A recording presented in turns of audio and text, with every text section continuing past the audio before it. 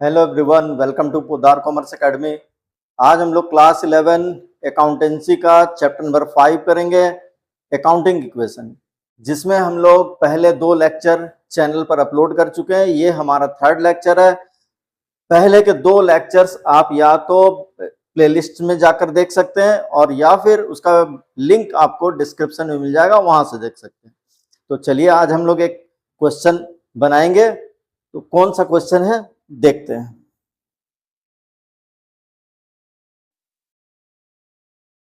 ये question number 3 है जिसको आज हम लोग बनाएंगे, ठीक है।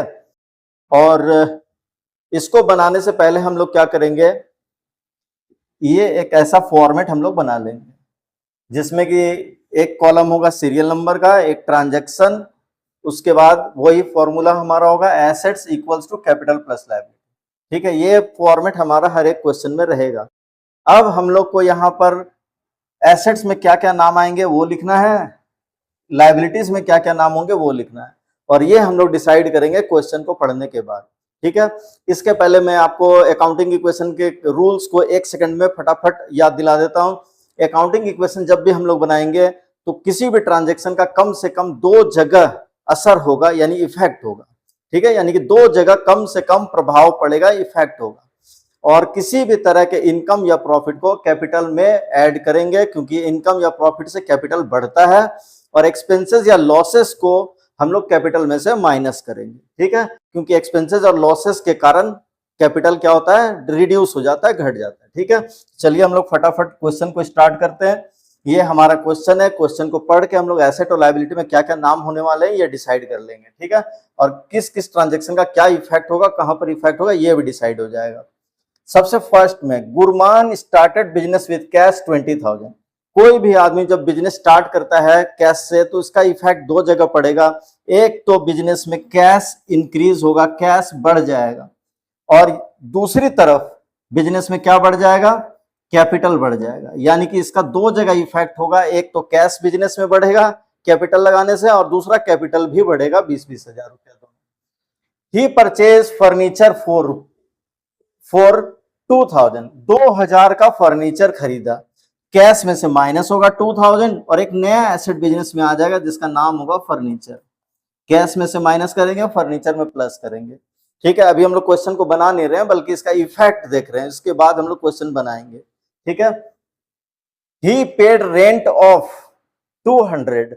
रेंट एक्सपेंसेस है बिजनेस के लिए, रेंट का पेमेंट होगा। तो अभी हम लोग का क्या होगा, कैश जाएगा बिजनेस से, कैश में से माइनस करेंगे, और एक्सपेंसेस, किसी भी तरह के एक्सपेंसेस को कैपिटल में से माइनस करेंगे।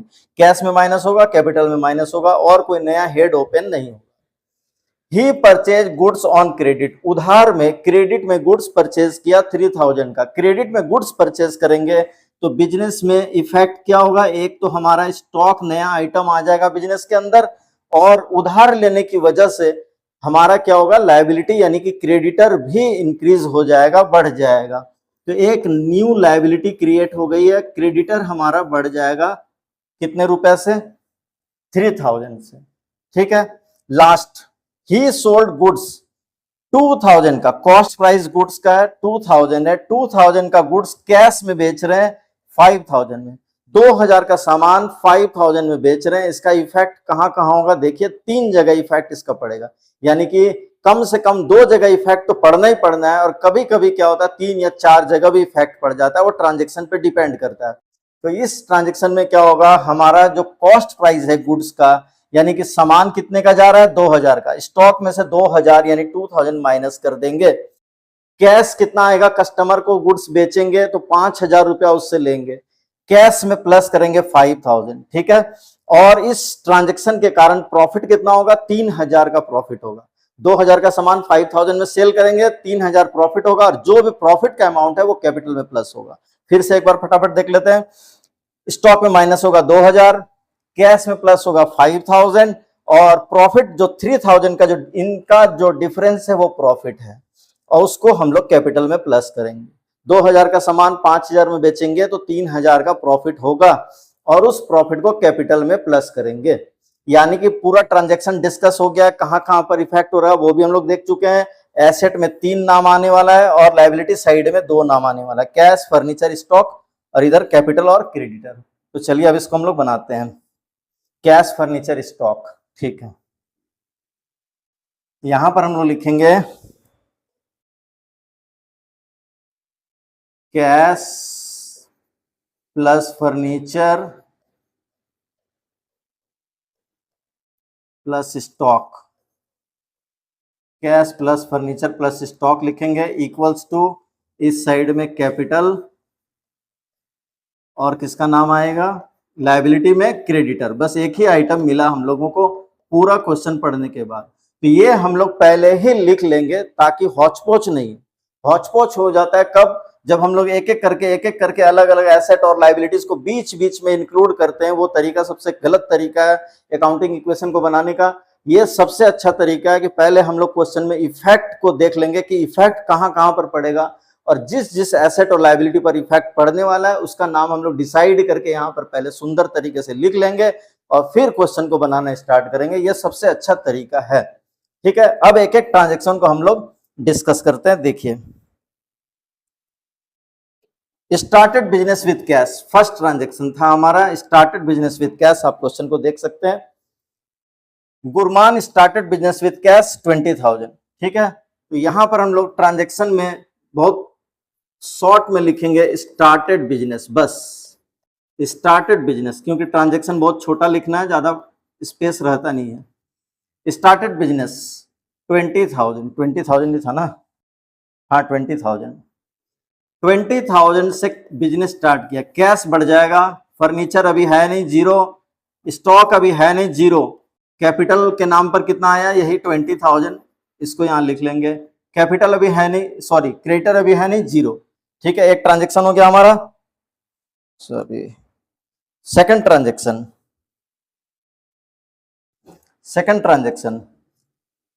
Purchase furniture for rupees 2,000। हम लोग यहां लिखेंगे परचेज फर्नीचर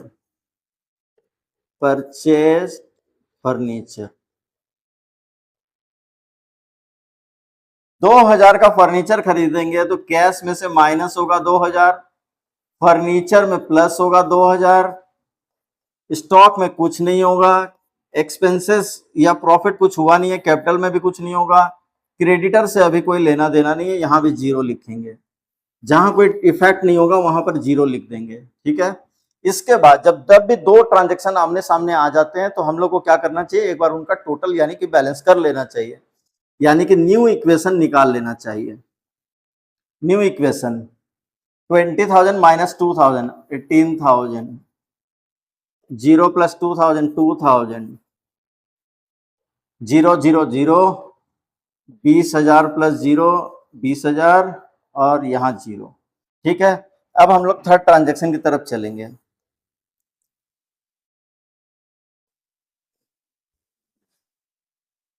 थर्ड ट्रांजेक्शन है हमारा ही पेड रेंट 200 रुपया, 200 रेंट पेमेंट किया।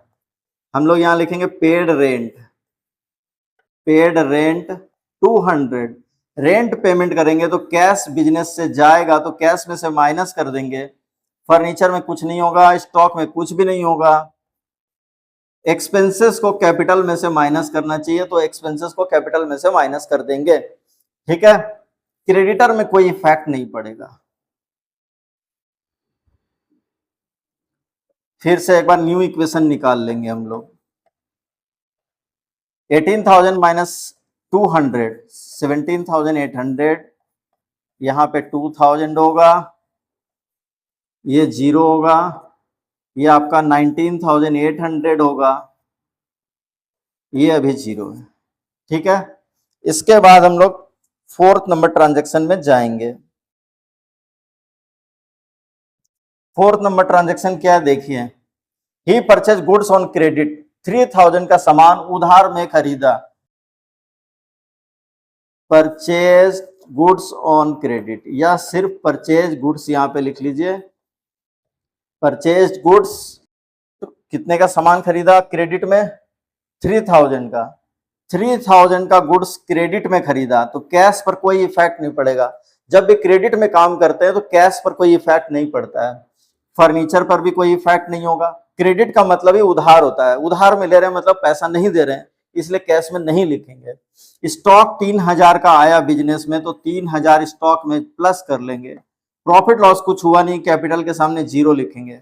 हाँ, उधार लेने के कारण क्रेडिट में गुड्स खरीदेंगे तो हमारा उधार यानी कि लायबिलिटी यानी कि कर्ज बढ़ेगा, और जिसको क्या बोलते हैं हम लोग, क्रेडिटर बोलते हैं। तो क्रेडिटर में हम लोग लिखेंगे कितना, 3000 लिखेंगे। ठीक है, जब भी उधार लेंगे तो लायबिलिटी बढ़ेगा, और लायबिलिटी में जो भी आइटम होगा उसमें हम लोग प्लस करेंगे। तो क्रेडिटर जिससे हम लोग गुड्स उधार में खरीदते हैं वो हमारा क्रेडिटर होता है, उसमें 3000 प्लस करेंगे। New equation 17800, 2000, 3000, 19800 plus 3000। ठीक है, इतने सारे ट्रांजैक्शन हम लोग कंप्लीट कर चुके हैं। साथ साथ में आप ये भी देखते जाएंगे कि बोथ साइड का टोटल इक्वल है कि नहीं। 19800, 22800, इस साइड का टोटल भी 22800 ही हो रहा है। यानी कि अभी तक इतने ट्रांजैक्शन हम लोग कर चुके हैं, बोथ साइड का टोटल क्या हो रहा है, दोनों साइड का टोटल इक्वल ही होगा हमेशा, अगर आप करेक्ट बना रहे हैं तो। अगर कहीं मिस्टेक है तो फिर ये इक्वल नहीं होगा।